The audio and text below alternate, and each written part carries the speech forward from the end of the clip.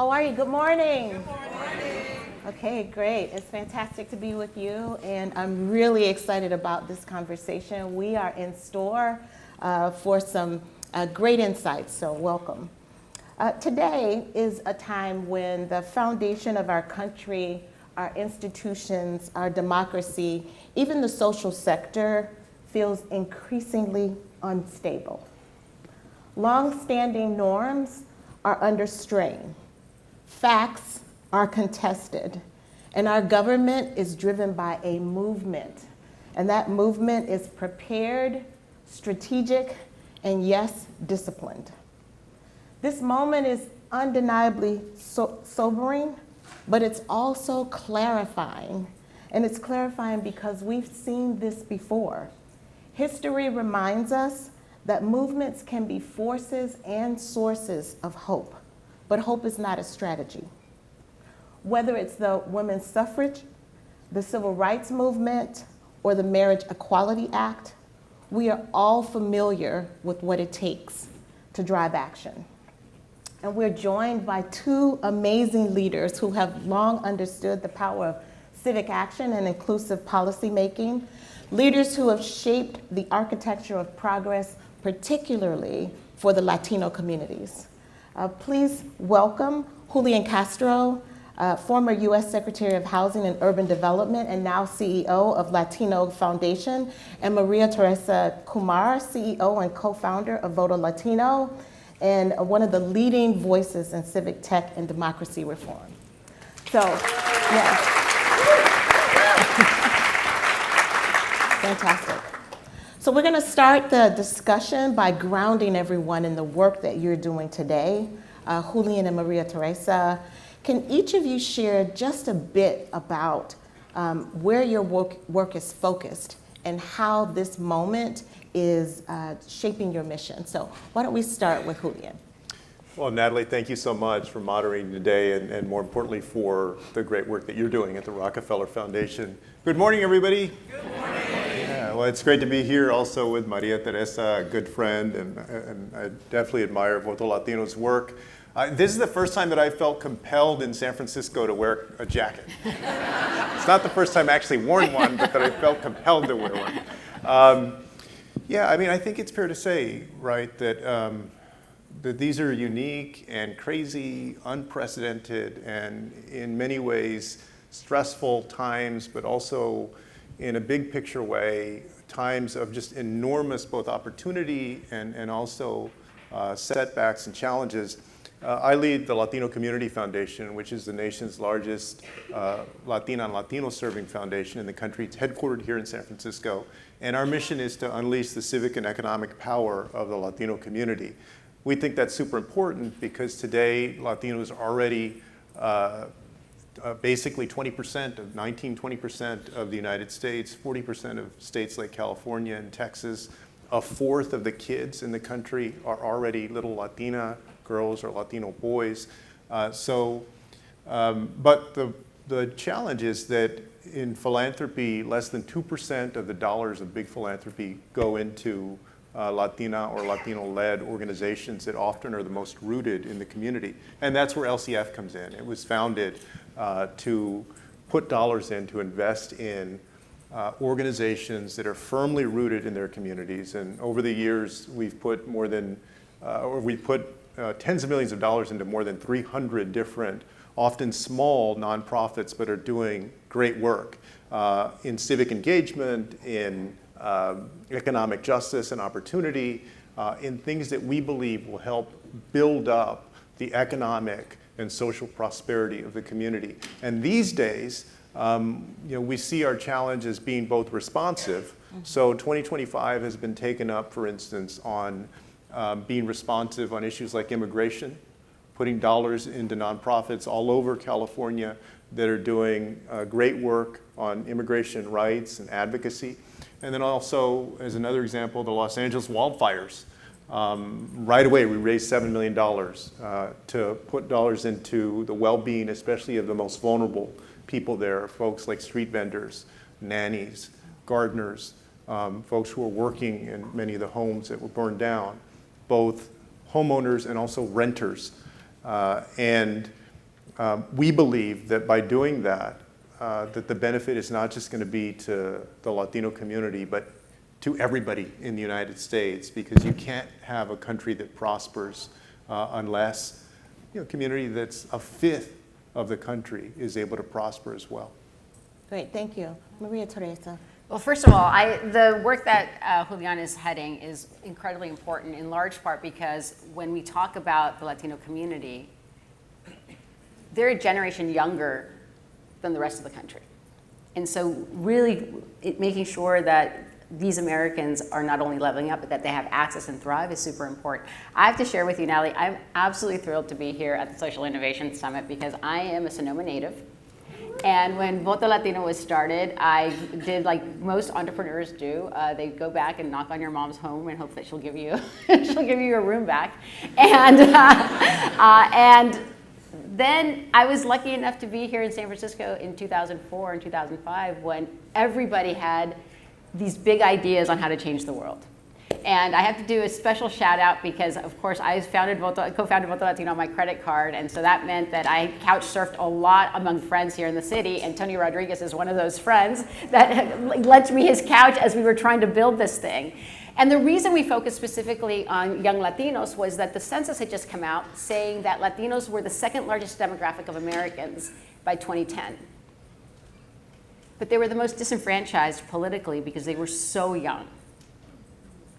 And so having grown up in California, my family was hugely impacted by Proposition 187. How many folks remember 187? 187 was the original Show Me Your Paper laws. It was the original one where I came back from college. I went to UC Davis and came back from college and convinced my aunts, my uncle, and my grandmother to become US citizens, to register, and to vote. And just like I had that conversation, millions of young Latinos and and Pan-Asian Americans in California had that conversation. And we mobilized, organized, and California ceased being a purple state. It became solidified as blue, and all these progressive policies that the United States went on to pursue came out of here. Because young people stood up. And so when the census came out and said that Latinos were the second largest demographic, we decided, wait, you know what? If history is to prove that even in the most progressive towns of Sonoma, you could have immense racial profiling and make community feel broken, what's going to happen to young Latinos in Georgia, in Arizona, in North Carolina, in deep Texas? And so we identified 8 states, and for the next 15 years, we doubled down and we registered voters at scale. And we were never afraid to use technology. Voto Latino partnered with a local organization at the time called Mobile Voter. We did the very first voter registration via text messaging back in 2006. Incredibly hard because it was before the iPhone. No one wanted to text back and forth 15 questions, but we learned, right? And we did learn that just by sending a simple text message to a young person who was Latino, their participation rates increased by 8%. We also used their free minutes. You remember free minutes? I'm really dating myself. We used free minutes on the weekends and gave them rosters like, these are the people you need to call. Now there's a whole industry called Hustle that actually adapted what we did and made a whole company out of it. Sorry, guys. We were the problem. That's why you receive spam text messages from every politician. But then when AI came out back in 2018, when people were really trying to figure out how to target it, Voto Latino recognized that we basically were sitting on 500,000 voter files of the voters we know we needed, who were out in the shadows, and saying, how can we use AI for good? How can we target and identify more Latinos, more young people, to be part of the political process? So in 2016, we had registered, very proudly, 200,000 voters. In 2020, 650,000. And 44% of the people that we registered didn't appear on anybody's voter file. Because we met them where they were, we talked to them, and now as we're getting into this new place, we're like, how do we actually start reimagining and continuing to talk to individuals? To this date, Voto Latino has registered close to 2 million voters, but the majority of it has been in the last 4 years. That's exciting, that's opportunity. But what we're seeing is that there is this, while AI has been embraced for good, AI is also being used to target people and make them more vulnerable to information. And when I say this is that we just did a study with the Latino Community Foundation, and one of the findings that we found was that the fastest growing demographic of Americans, of voters, are non-voters. Roughly 25% of registered voters that voted in 2020 didn't vote this last election. In the Latino community, 38%. They're disproportionately young, and they're basically feeding information, receiving information, saying, you know what, the system is so broken, let's tap out. So let's build on that. Yeah. And I'm curious about information, misinformation, disinformation. At the Rockefeller Foundation, our operating model is grant making plus, and for 112 years, we have been really engaged in improving the well-being of humanity. With the grant making plus, it really is about investing, connecting, and also inspiring. And the inspiration is through using your voice. I'm curious, and maybe we'll begin with you, Julián, about misinformation. It's very difficult for people to discern what is factual and what is not factual. How are you and your organization working with that to build trust? What's actually working to build trust and get good information out? Yeah, you're right. Well, I mean, I think, if all of us are honest, we've probably all had those moments where we saw something online, right, and believed it, and then somebody had to point out our foolishness and so forth. That happens all the time, right? I mean, we all know it's a huge challenge. But how do you solve for that? And in the Latino community, there's the other wrinkle that oftentimes not just English language, but also Spanish language. And whether it's the social media platforms or other companies have done less on the Spanish language side. And I know, María Teresa, you have worked on this and you know a lot about it, that then they have even on the English language side. So what we do at the Latino Community Foundation is put dollars into organizations that have the trust of their communities. Organizations that are rooted in their communities, that are serving their communities, that have a track record, that in times of crisis, whether it's the Los Angeles wildfires or other natural disasters, are the ones that people turn to for information, for resources, and not just at a person-to-person level, but also, for instance, one of the organizations that we support is Radio Bilingüe, which has a number of different outlets, it's radio stations, mostly in Spanish, but some English, that also, in addition to playing music, gives civic information about how people can get involved, and seeks to counter the misinformation and disinformation that is out there, and really inform the communities that they serve up and down California, parts of Texas, New Mexico, Arizona, and so forth. So it's things like that. And then I'll also say that I think that as organizations, right, that we also have a particular opportunity and responsibility to figure out ways how we can build trust with the community.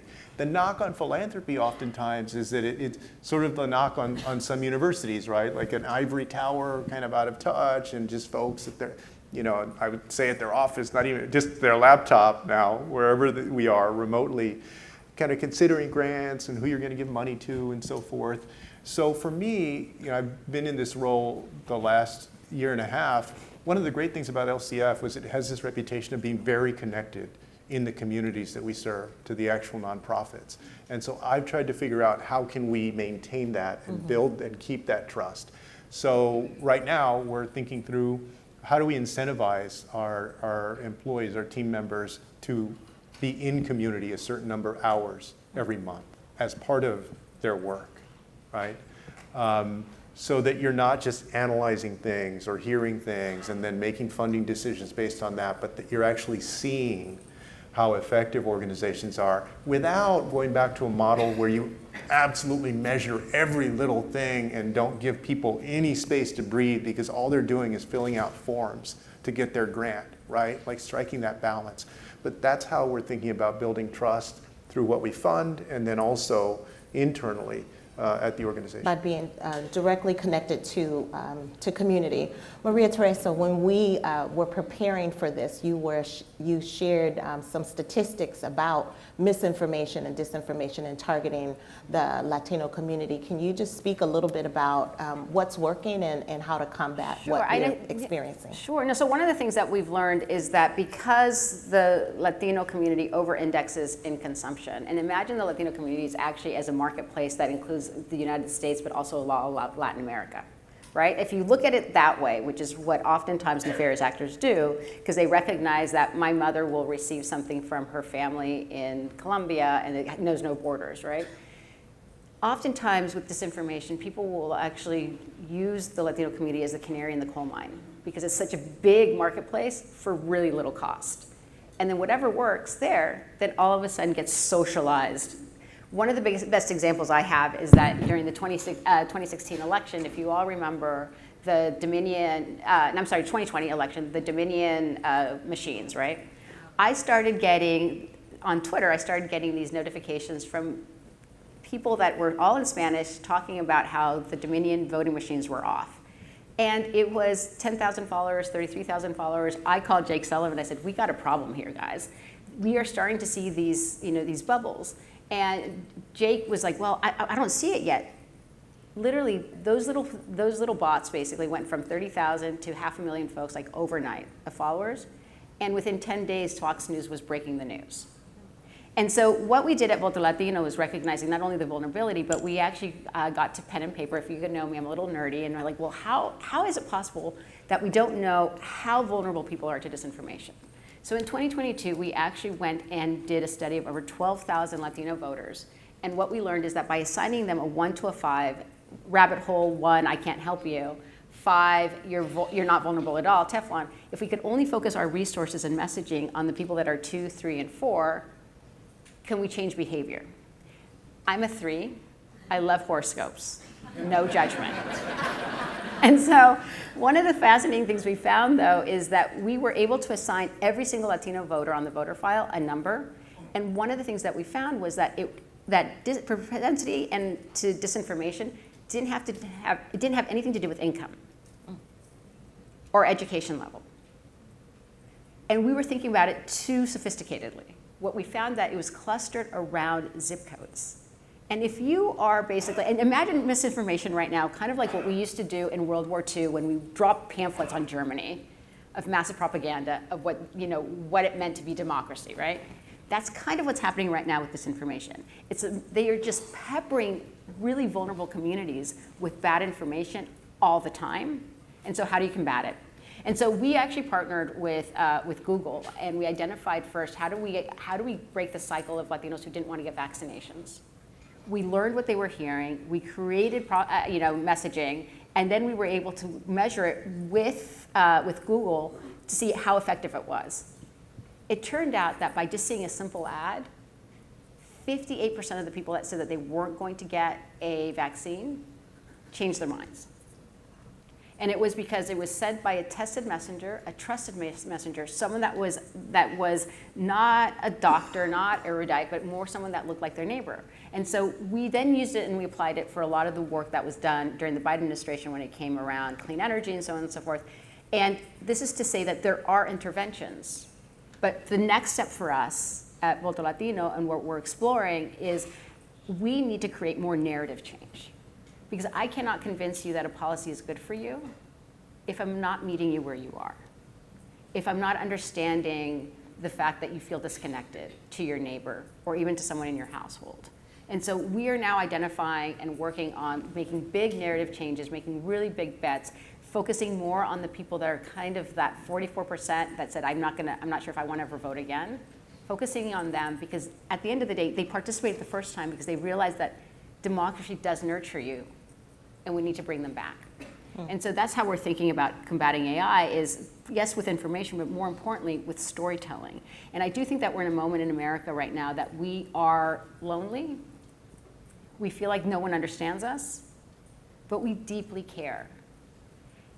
Roughly 6 out of 10 Latinos know someone that's been deported. Let that sink in, right? In this someone knows. Yet 7 out of 10 Latinos still believe that we're fundamentally good people.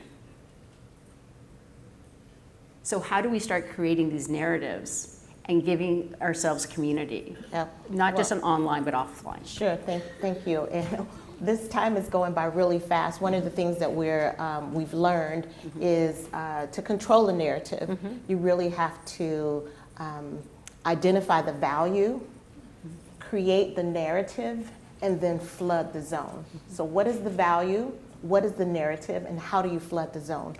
This is our lightning round. We just have time for some brief remarks. I'm just curious, and Maria, Teresa, we're going to give you the last word. So Julián, we're going to start with you. If we are looking at advice for this group of social impact leaders in terms of how to best navigate these times and how do we work together for a better future, what is your advice to all of us? Yeah, I mean, my first piece of advice, and this goes no matter what industry folks are in, is that we're in a time where you have to be bold. As you all know, there's a lot of fear. A lot of people are afraid. People are making decisions based on this chilling effect. Oftentimes it's happening in sectors.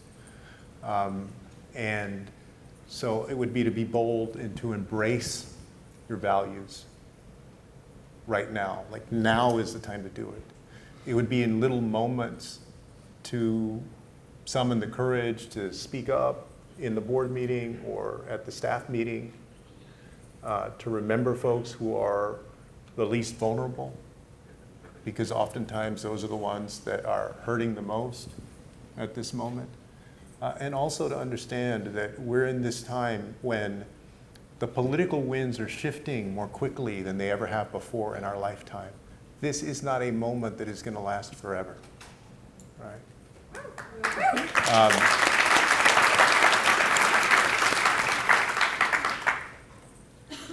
And so live like that. Don't give in to the particular moment that we're in, and that fear and that pulling toward and away from the best of who we are. Don't give in to that, right? Push back against that, and we can get through it. Perfect, great. Maria Teresa, thank you.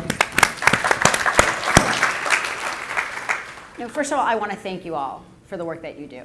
I think oftentimes we don't realize that we talk about 3 branches of government, and then every once in a while people mention the 4th branch of government, the fourth estate being the media.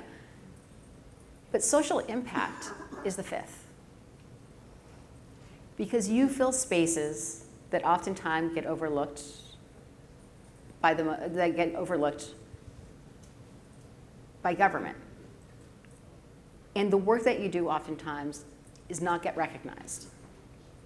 And so when Julián says that this time will pass, it'll pass if we stand up. If we're very clear that we live in a multicultural America, we are an absolute experiment. But that experiment is also the envy of the world. There is nothing that we cannot do. It's a matter of the will, do we have it? I remember for a long time I had to convince people that voting made changes, and then 2018 happened, where a multicultural America swept in the most diverse Congress in our nation's history. And we had 400 pieces of legislation that spoke to our values. And we realized, wait, they got stuck in Congress. Wait a second, we have to get up and do it again. And during a pandemic, people put their health on the line to vote their values. And folks will say, well, now I'm a little tired. And I share with you that we in this room, we are our ancestry for the children born and those yet to come. So if you're going to be okay telling your kid, well, I was a little tired, we have a lot of work to do, but it's very clear. Sometimes people are like, what do I do in this moment? I said, lean into what you do very well. Because it is that fabric of superhero, put on to, I'm going to steal Van Jones over there, his line, no, put on your superhero cape of what you do really well and be very clear that the day will pass, but we have to be present. And collectively, there's nothing that we cannot do. I often use the example that one day in the 1960s, this guy got out of bed and said, you know what, I'm going to go to the moon. With less technology than the phone that we have in our pockets. That was will. So what's our will? And what is the imprint that we want to make for the next 10, 20 years? Great. Fantastic. Well, join me in giving our